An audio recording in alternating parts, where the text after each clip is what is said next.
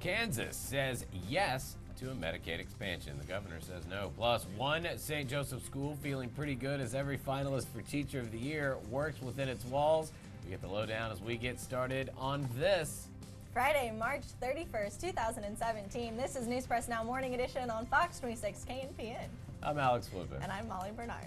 We kind of switched to red what there, didn't we? Changed it up a little bit. We changed it up a little. All right, let's get right to it. On Tuesday, we told you about the Kansas legislature voting to approve the Affordable Care Act Medicaid expansion. Yesterday, Governor Sam Brownback vetoed that bill.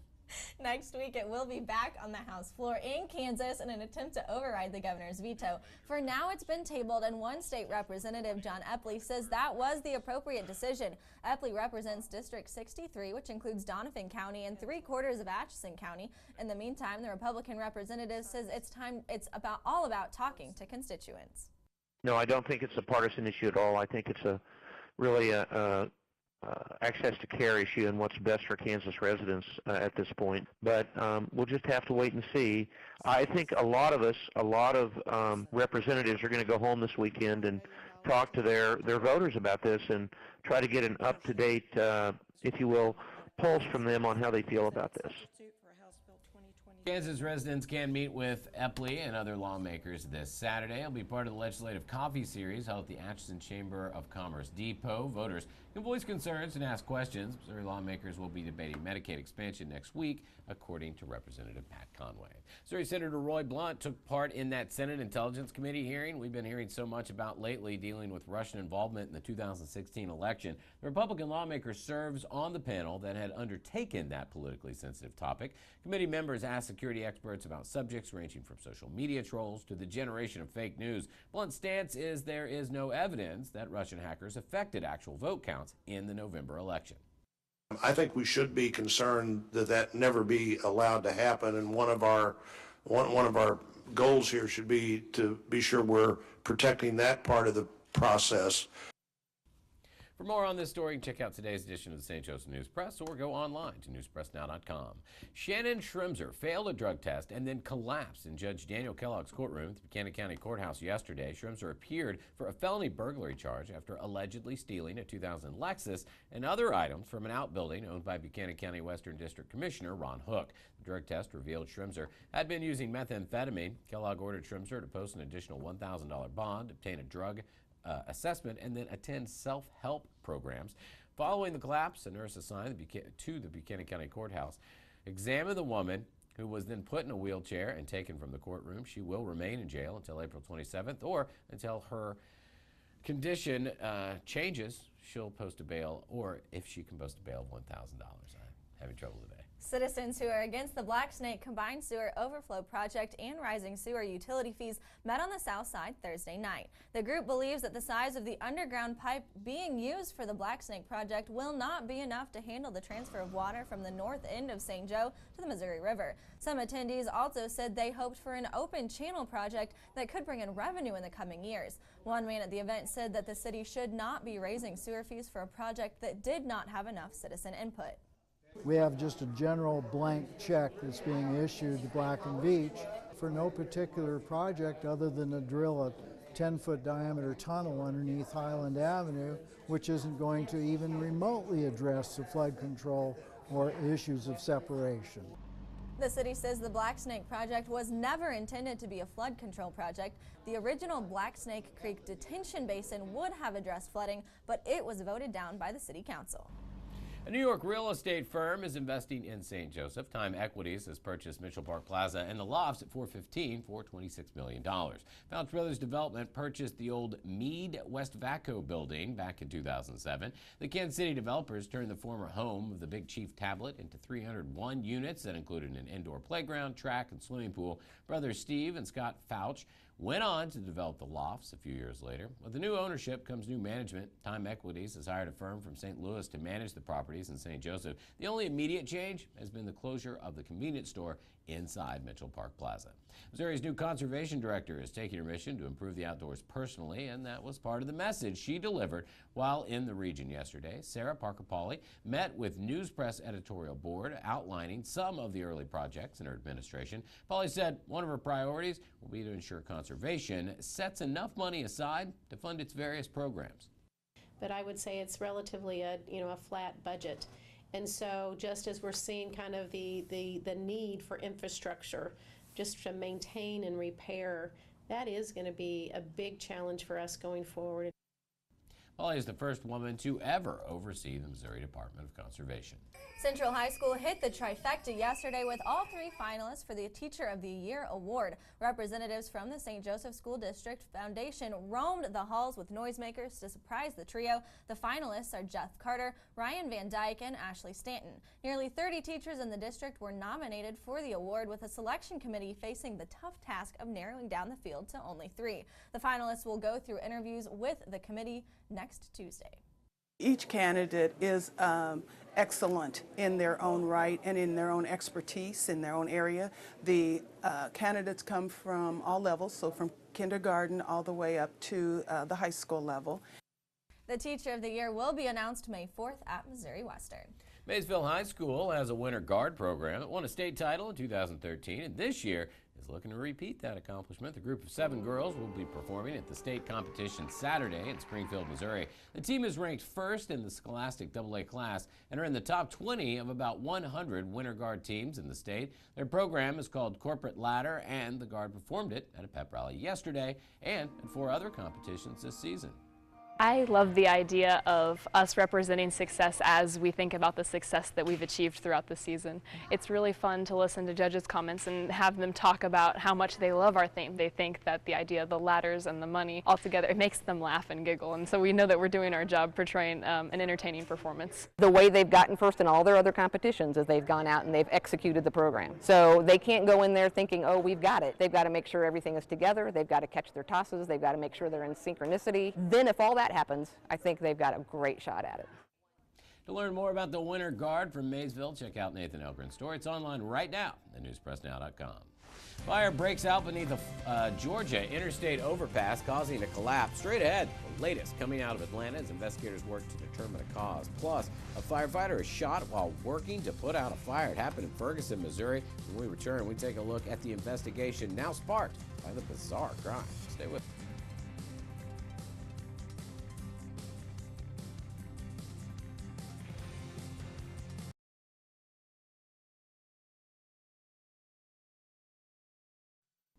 A massive fire led to a freeway collapse along a busy stretch of the interstate Thursday. The aftermath potentially hampering travel in the southeast for weeks or months. Reed Binion reports. Avoid the area if at all possible. Georgia Governor Nathan Deal urging caution after a massive fire triggered the collapse of a section of freeway along the interstate in Atlanta. To my knowledge, we have not had any injuries as a result of this fire on the bridge. The blaze erupting underneath an elevated section of I-85 northbound, sending enormous plumes of smoke into the air, visibly covering the city's skyline.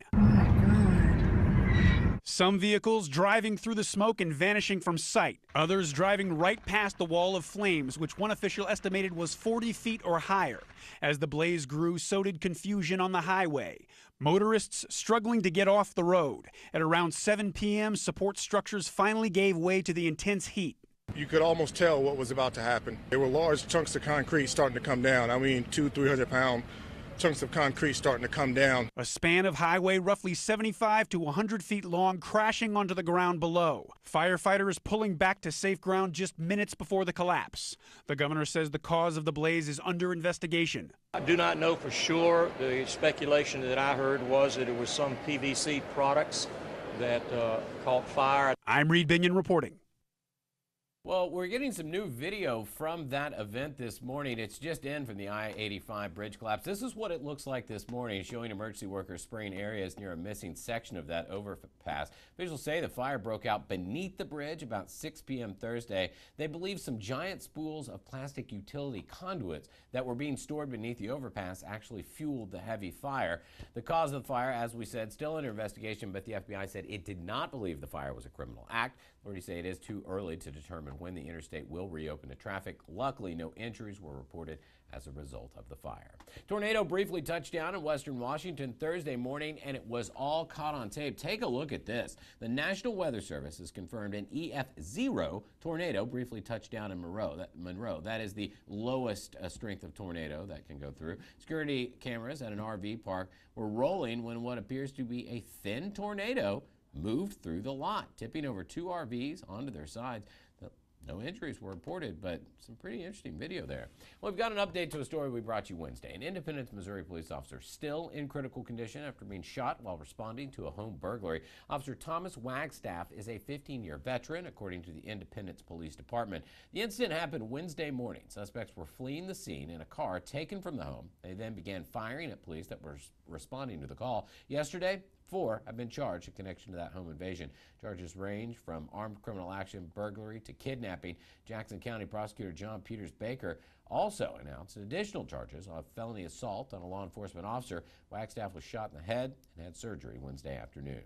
4 people are dead after a fatal shooting at a Chicago restaurant. Police say a male suspect fired shots around 4 p.m. Thursday at Nadia's Fish and Chicken, killing 28-year-old Emmanuel Stokes, 20-year-old Dylan Stokes, and 19-year-old Raheem Jackson. Police are withholding the name of the 4th victim, pending next of kin notification. Among those killed are 2 brothers who the family says didn't know the other victims. Investigators are still trying to find suspects and figure out a possible motive. Well, that burning feeling turns out to be different than fire for a firefighter in Ferguson, Missouri Thursday night. It was heat from a bullet. A firefighting crew from the Riverview Fire Protection District had just put out an electrical fire in Ferguson when shots rang out. One firefighter said he felt like his head was burning. It turned out one of the shots went through the firefighter's helmet and grazed him. Riverview's fire chief described what happened next. Bullet went through the front of his helmet and out the back. Thank God he was just grazed on the top of the head. He was brought here to DePaul Hospital for precautionary reasons. It's not clear if the shooting was intended to target firefighters or if it was related to another incident. The shooting, of course, is still under investigation. Federal authorities found a large amount of marijuana inside an industrial machine in New Mexico. Take a look at this. U.S. Customs and Border Protection officers confiscated 610 pounds of marijuana at the Santa Teresa port of entry Tuesday. Officials say they found the drugs in a tractor trailer that had entered the commercial area of the port. An X-ray scan revealed something odd inside the machinery in the semi, and officers tested that substance, came back positive for marijuana. Officials value the entire load at $488,000. Melissa Cochran, the American woman who survived the terror attack in London that killed her husband, is recovering at a British hospital. 2 new photographs of her in the hospital have been posted on the family's GoFundMe page. Photos show her surrounded by family and standing on crutches in her hospital room. She's recovering from a badly injured leg, broken rib, and a cut to the head. The captions on the photo say Cochran is getting stronger every day and talking with loved ones at home. Cochran and her husband Kurt were in Europe to celebrate their 25th wedding anniversary. Utah couple had been due to return to the U.S. the day after the attack took place. As of yesterday, the GoFundMe page has raised more than $74,000. The original goal, $50,000. Malaysian government has released the body of Kim Jong-nam, the estranged half-brother of North Korea's leader, to return to North Korea. Kim's casket was loaded onto a plane at the airport in Kuala Lumpur. That is the same airport where he was murdered using a banned nerve agent. Malaysia has never formally accused North Korea of responsibility for Kim's death. The 2 countries did not say whether the deal included the release of 3 North Korean suspects in the case, but Japanese media released a video reportedly showing 2 of the suspects on the plane that carried the casket. Suspects were identified as a North Korean embassy employee and a worker for its national airline. Malaysia agreed to let the suspects and the body go in exchange for the return of 9 Malaysians who were held in North Korea. Mexico's largest cement company says it will not build President Trump's wall. Multinational building materials and construction firm may end up providing supplies to companies that do, though. Executives at CEMEX clarified Thursday the company would have no involvement in constructing the wall along the U.S.-Mexico border. Earlier this month, the company said it would provide materials to firms that it had contracts with, even if they were building the wall. It's unclear if any company has solicited CEMEX's materials for the wall. Tens of thousands of Australians have been told to evacuate after swollen rivers flooded entire towns. The flooding along Australia's east coast has cut roads and left residents clinging to roofs or floating down streets in boats. Water came from the remnants of a powerful cyclone that swept through the region. The Wilsons River surged over a levee in Lismore today, and by daybreak, the center of the town of 25,000 people was underwater. Residents fled and farmers drove their cattle to higher ground. Cars were in water up to the roof level and debris washed down streets. The cyclone named Debbie was downgraded to a huge depression, delivering the devastating floods. No deaths have been reported so far from the storm, but emergency workers logged more than 100 flood rescues during the night. Well, if you've been chomping at the bit to check out Ghost in the Shell this weekend, you are not alone. Andrew Gogg has already watched it, so you can figure out if you still do. That's coming up. But first, we are going to take a look at your forecast for the day ahead. Less rain, plenty of gloom, more on the way, 7:16. We'll be right back.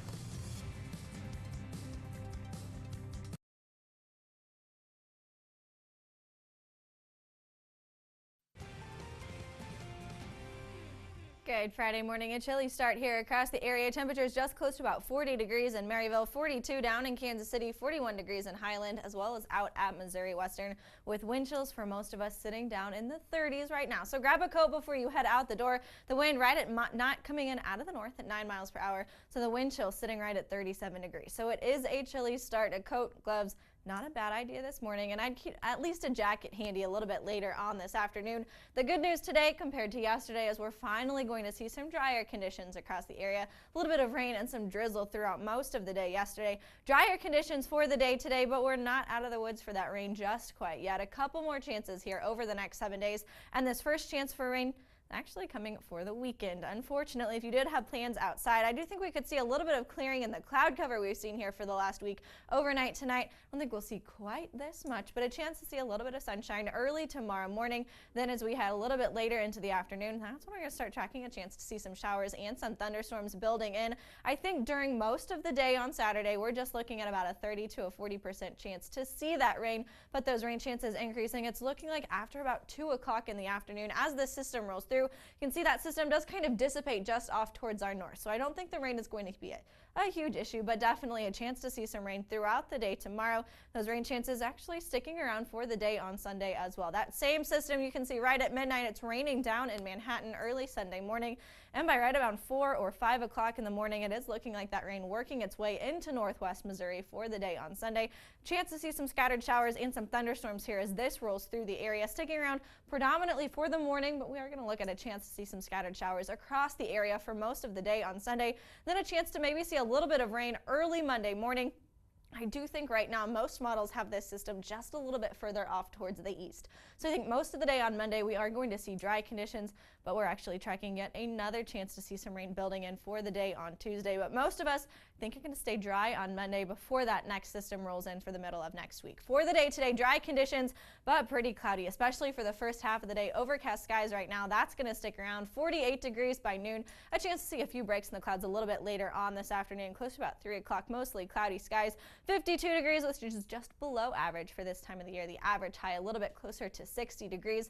And then another chilly start tomorrow morning. Temperatures falling into the upper 30s for most of us, with wind chills between about 30 and 35 degrees. Winds coming in out of the east-northeast overnight tonight between about 5 and 10 miles per hour. So wind here for the next couple of days, not as bad as what we've seen here over the last 2. We are slowly but surely going to start to see those temperatures climb into the 60s as we head towards the beginning of next week. 40% chance to see some scattered showers throughout the day on Sunday. Then as we head towards the middle of next week, temperatures by Monday climbing close to 66 degrees. Then a chance to see more showers and thunderstorms moving into the forecast Tuesday and Wednesday. Drier conditions and maybe a little bit of sunshine moving back into the forecast for the day on Thursday. Here's a live look downtown at 7:21. Stay with us. We'll be right back on the other side of the break.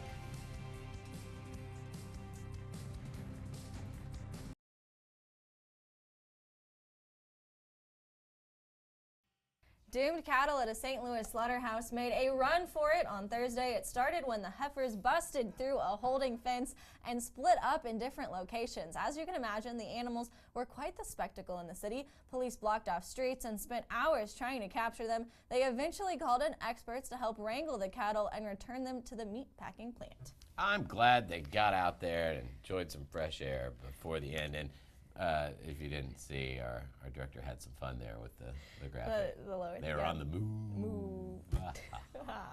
Scarlett Johansson looking to bring an animated classic to the mainstream, but is it worth the price of admission? Andrew Gogg and David Hahn give us their review of Ghost in the Shell. St. Joe Live movie reviews.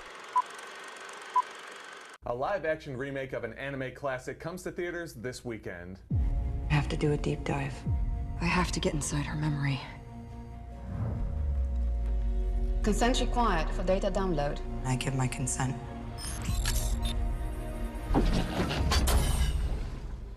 Now, Dave, we are coming here from two different perspectives. I have not seen anything Ghost in the Shell related. And where's your background? I'm a fanboy. Yeah? Through and through. So where does this movie stand with you after seeing it? Overall, it's visually spectacular. The camera work is beautiful, the CGI is great, but at the end of the day, it feels like an action gorge Hollywood blockbuster. Right, that's what I thought too. I think that there's a little bit of nuance in this, but for the most part, the special effects are amazing. This is a visual feast, if you will. But as far as characters go, there's not a whole lot that I really latched onto, that I was really invested in this. So you have some really nice action set pieces. You have some very detailed environments of this futuristic world. But there's you walk out of it just kind of feeling like, that was competently made at the very least. So Dave, what would you give this for a rating as a fanboy? I give it 2.5 Joes out of 5, just because I hope it opens the door for more people to the franchise, but the oversimplified script and Scarlett Johansson's lackluster performance kind of ruined the film. I'm going to give this 3 Joes. I didn't walk away disappointed. This was competently made. I don't think I'm going to be remembering this in about 6 months. If you want to know more about the film, check out my review in St. Joe Live in tomorrow's edition or online at stjoelive.com. And join us next week. Until then, we'll be live at the movies. See you later. Music and craft beer will be the focus for an event this Saturday in downtown St. Joseph from 2 to 5. First Saturdays downtown will present the Craft Beer and Music Watch. You'll be able to visit 15 locations with a different craft beer or performer at each stop. Some of the featured musical acts will include Stephanie Gummel, Ryan Lombard, and Mary Beth Rosenauer. The event comes several months after First Saturday's Art and Wine Walk, which organizers said was a huge success. We had so many people come in during the Art and Wine Walk back in November that made the comment, hey, we've never come downtown. This event brought us down here. We had no idea that there's this many shops and this many restaurants that we can go to. Tickets for the Craft Beer and Music Walk are $15 each and can be purchased at Nest Goods, Club Geek, the Tiger's Den, and the Lucky Tiger downtown. I'll tell you right now, I don't know who shot that video. It was a great video. They did a good job. That was a good video. Anyway, so yeah, it sounds like a lot of fun. I love First Saturdays. It's such a good opportunity to get out there and kind of see what this town has. So that's really cool. If you're looking to get out and see what the town has this weekend, hopefully the town has umbrellas. Hopefully the town has umbrellas. We are looking at a chance to see some rain this weekend. A cloudy start to the day today. The clouds sticking around. Maybe a few breaks in the cloud cover this afternoon. Fortunately today, unlike the last couple, we are going to see some dry conditions, but it is looking like rain is going to move back into the area for the weekend. Well, I don't mind a little bit of rain. I certainly haven't minded the rain so far. We, have concluded that we need it. We've said it over and over and over that we needed that rain. So, and we're definitely back, where we need to be ish. Ish where we need to be, yeah. So that ish where we need to be. Ish where we need to be. So that is good news. But with all the plants and everything budding and getting ready to grow, we'll take just about all the rain we can get. All right, guys, it is 7:27. We still have more to come. Don't go away. We'll be right back.